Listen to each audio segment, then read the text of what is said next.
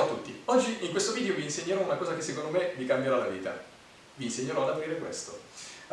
Se vi piace il cocco, e soprattutto l'estate, questa veramente è una cosa che dovete imparare. Allora, innanzitutto, aprire questo è davvero molto facile, basta tirargli una martellata, si spacca, però poi riuscire a staccare la parte dura da quella morbida, insomma, non è la cosa più semplice del mondo. Io in questo video non solo vi insegnerò a farlo, ma addirittura vi insegnerò a tirare fuori quello che c'è qua dentro integro, quindi il cuore della noce di cocco completamente intero. E farlo veramente in pochi secondi. Seguite il video perché sono sicuro che una volta che capirete come si fa sarete contenti di averlo fatto.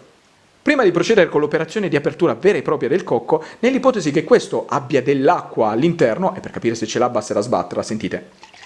In questo caso ce l'ha, io vi consiglio di recuperarla perché è davvero molto buona e insomma è un peccato sprecarla. Per farlo sarà sufficiente in questi tirocchielli praticare 2 fori. Una volta che li avrete fatti, e si potranno fare o semplicemente con un cacciavite, quindi premendo su questi occhielli, o utilizzando un apribottiglie, una volta che avrete praticato questi 2 fori sarà sufficiente andare a versare il contenuto all'interno di un bicchiere. Raccogliere il liquido è davvero molto semplice, basterà prendere uno scolino, come questo, uno del tè per intenderci, metterlo su un bicchiere e andare a prendere la noce e versarla, guardate. Ecco qua, lo scolino servirà proprio per evitare, se ci sono all'interno dei rimasugli di polpa o comunque qualsiasi parte esterna, di filtrare il liquido in modo che lo possiate direttamente bere. E il fatto di togliere o meno il liquido dall'interno del cocco non andrà ad influire minimamente sulle operazioni successive e soprattutto sul risultato finale. Una volta deciso se togliere o meno l'acqua dall'interno, la prima operazione che dovremo compiere sarà quella di prendere un sacchetto, o in carta o in plastica, ed andare ad inserire all'interno di questo la noce di cocco, così. Ecco qua, dopodiché chiudere. Io in questo caso ho scelto un sacchetto di carta. Protetta la noce di cocco con il sacchetto di carta, andarla ad inserire all'interno di un freezer e lasciare il tutto all'interno di questo per circa 12 ore.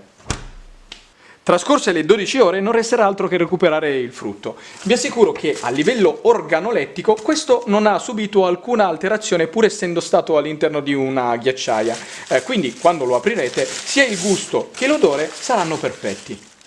Ecco qua. Tirato fuori il cocco dal freezer si può procedere con l'apertura, quindi procurarsi semplicemente un martello come questo e iniziare a battere sul cocco. Il cocco ha 3 linee molto visibili sulla parte esterna, quindi dovete battere inizialmente su queste, su tutte le linee, così. E fatelo per tutte e 3 le linee. Ecco qua. Date dei colpi.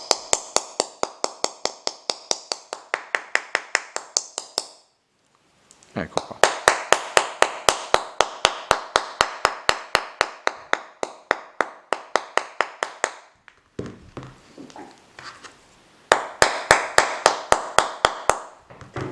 E continuate a battere, una volta che avete battuto su queste 3 linee, su tutta la parte inferiore e superiore del cocco. Non battete mai nella parte centrale, perché se lo farete rischierete di aprirla a metà e quindi non riuscirete poi a ricavare la parte interna integra. Quindi semplicemente continuate a battere.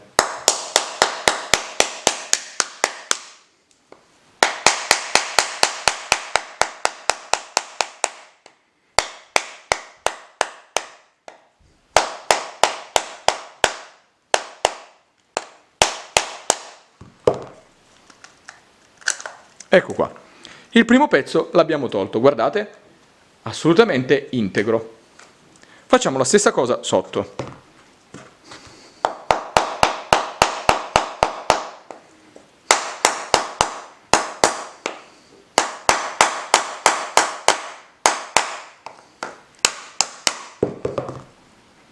Vediamo se si stacca. Ancora no, altre botte.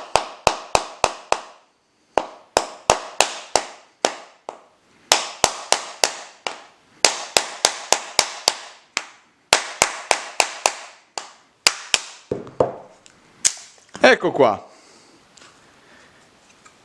E guardate un po', il cocco è venuto assolutamente integro. Con pochissimi colpi siamo riusciti a tirare fuori la noce intera.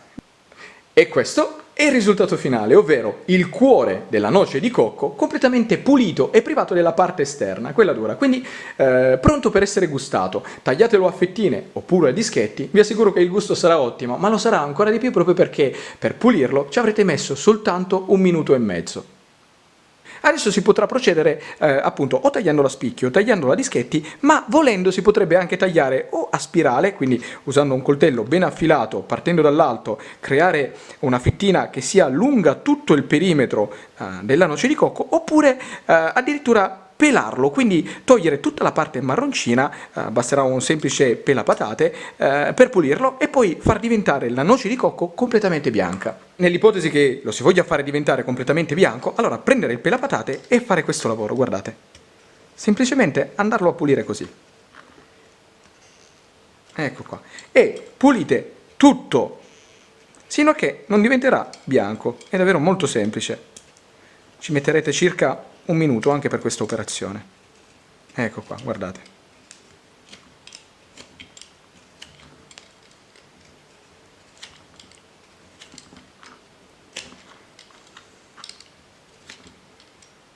Ed alla fine della pulizia, dopo circa 1 minuto, otterremo questo, ovvero una pallina perfettamente pulita e bianca, che emana un odore ottimo.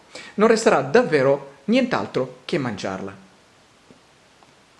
Se volessimo ottenere una spirale dal cocco, allora sarà sufficiente procurarsi un coltello che sia ben appuntito e con una lama molto affilata e fare in questa maniera. Partendo dall'alto, incidere il cocco, in questa maniera, ecco così, spero che si veda, e poi scendere piano piano, ecco qua. Fate molta attenzione perché sennò rischierete di rompere il cocco. Ecco qua.